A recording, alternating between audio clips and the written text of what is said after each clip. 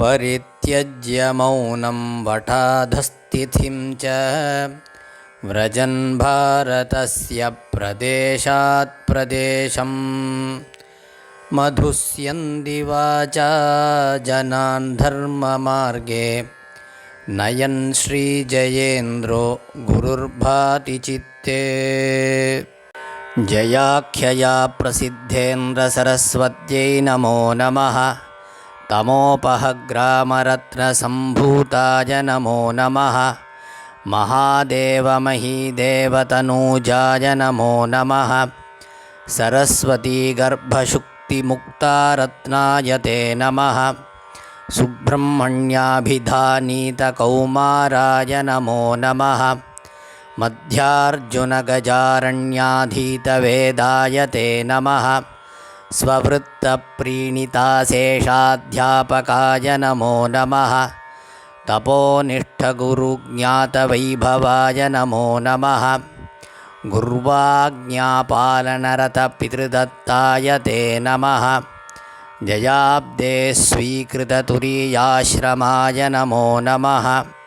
जयाख्यया स्वगुरुणा दीक्षिताय नमो नमः। ब्रह्मचर्यादेवलब्धप्रवृज्याय नमो नमः। सर्वतीर्थतटे लब्धचतुर्थाश्रमिणे नमः। काषायवासः संवीतशरीराय नमो नमः। वाक्यज्ञाचार्योपदिष्टमहावाक्याय ते नमः। नित्यं गुरुपदद्वन्द्वनतिशीलाय ते नमः। लीलया वामहस्ताग्रधृतदण्डाय ते नमः।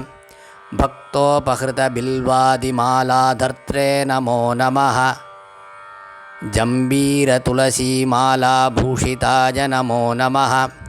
कामकोटिमहापीठाधीश्वराय नमो नमः। सुवृत्तनृहृदाकाशनिवासाय नमो नमः। पादानतजनक्षेमसाधकाय नमो नमः।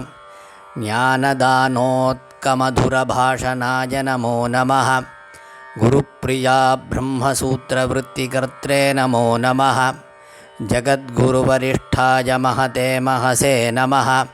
भारतीयसदाचारपरित्रात्रे नमो नमः। मर्यादोल्लङ्घिजनतासुदूराय नमो नमः। सर्वत्र समभावाप्तसौहृदाय नमो नमः। वीक्षाविवशिताशेषभावुकाय नमो नमः। श्रीकामकोटिपीठाग्रयनिकेताय नमो नमः। कारुण्यपूर्णपूर्णान्तःकरणाय नमो नमः। चन्द्रशेखरचित्ताब्जाह्लादकाय नमो नमः। पूरितस्वगुरुत्तंससङ्कल्पाय नमो नमः। त्रिवारं चन्द्रमौलीशपूजकाय नमो नमः। कामाक्षीध्यानसंलीनमानसाय नमो नमः। सुनिर्मितस्वर्णरथवाहिताम्बाय ते नमः। परिष्कृताखिलाण्डेशीताटङ्काय नमो नमः। रत्नभूषितनृत्येशहस्तपादाय ते नमः। वेङ्कटाद्रीशकरुणाप्लाविताय नमो नमः। काश्यां श्रीकामकोटिशालयकर्त्रे नमो नमः। कामाक्ष्याम्बालयस्वर्णच्छादकाय नमो नमः। कुम्भाभिषेकसन्दीप्तालयव्राताय ते नमः। कालट्यां शङ्करयशस्तम्भकर्त्रे नमो नमः। राजराजाख्यचोलस्य स्वर्णमौलिकृते ते नमः। गोशालानिर्मितिकृतगोरक्षाय नमो नमः। तीर्थेषु भगवत्पादस्मृत्यालयकृते नमः। सर्वत्र शङ्करमठनिर्वहित्रे नमो नमः। वेदशास्त्राधीतिगुप्तिदीक्षिताय नमो नमः। देहल्यां स्कन्दगिर्याख्यालयकर्त्रे नमो नमः। भारतीयकलाचारपोषकाय नमो नमः। स्तोत्रनीतिग्रन्थपाठरुचिदाय नमो नमः। युक्त्या हरिहराभेददर्शयित्रे नमो नमः।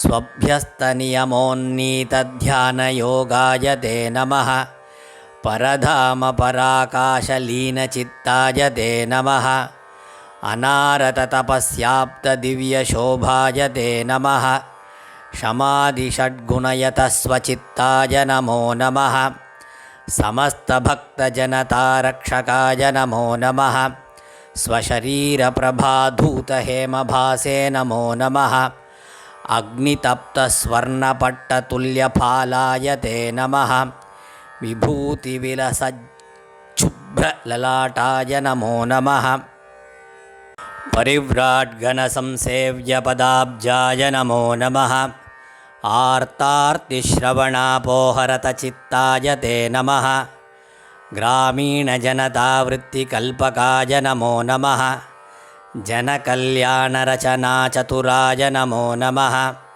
जनजागरणाशक्तिदायकाय नमो नमः शङ्करोपज्ञसुपथसञ्चाराय नमो नमः अद्वैतशास्त्ररक्षायां सुलग्नाय नमो नमः प्राच्यप्रतीच्यविज्ञानयोजकाय नमो नमः गैर्वाणवाणी संरक्षाधुरीणाय नमो नमः भगवत्पूज्यपदानामपराकृतये नमः स्वपादयात्रया पूतभारताय नमो नमः नेपालभूपमहितपदाब्जाय नमो नमः चिन्तितक्षणसम्पूर्णसङ्कल्पाय नमो नमः यथाज्ञकर्मकृद्वर्गोत्साहकाय नमो नमः मधुराभाषणप्रीतस्वाश्रिताय नमो नमः सर्वदा शुभमस्त्वित्याशंसकाय नमो नमः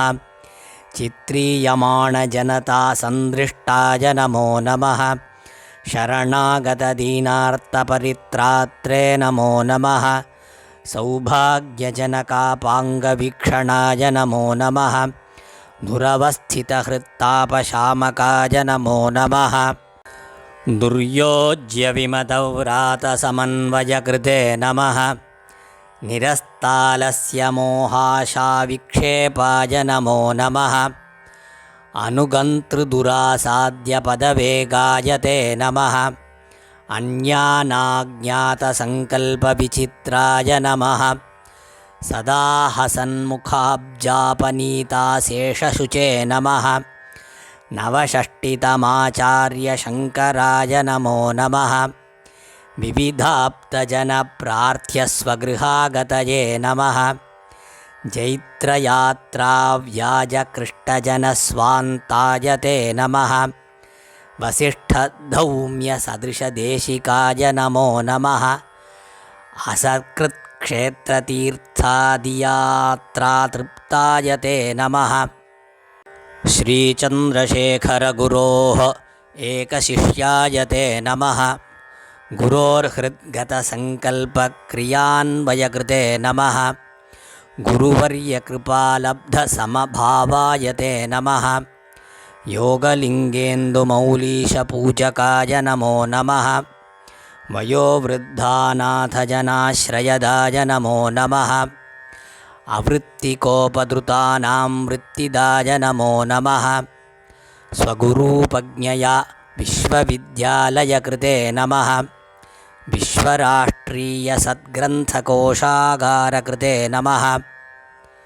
विद्यालयेषु सद्धर्मबोधदात्रे नमो नमः देवालयेष्वर्चकादिवृत्तिदात्रे नमो नमः कैलासे भगवत्पादमूर्तिस्थापकते नमः कैलासमानससरो यात्रापूतहृदे नमः असमे बालसप्ताद्रिनाथालयकृते नमः शिष्टवेदाध्यापकानां मानयित्रे नमो नमः महारुद्रातिरुद्रादितोषितेशाय ते नमः असकृच्छतचण्डीभिः अर्हिताम्बाय ते नमः द्रविडागमगातॄणां ख्यापयित्रे नमो नमः शिष्टशङ्करविजयस्वर्च्यमानपदे नमो नमः।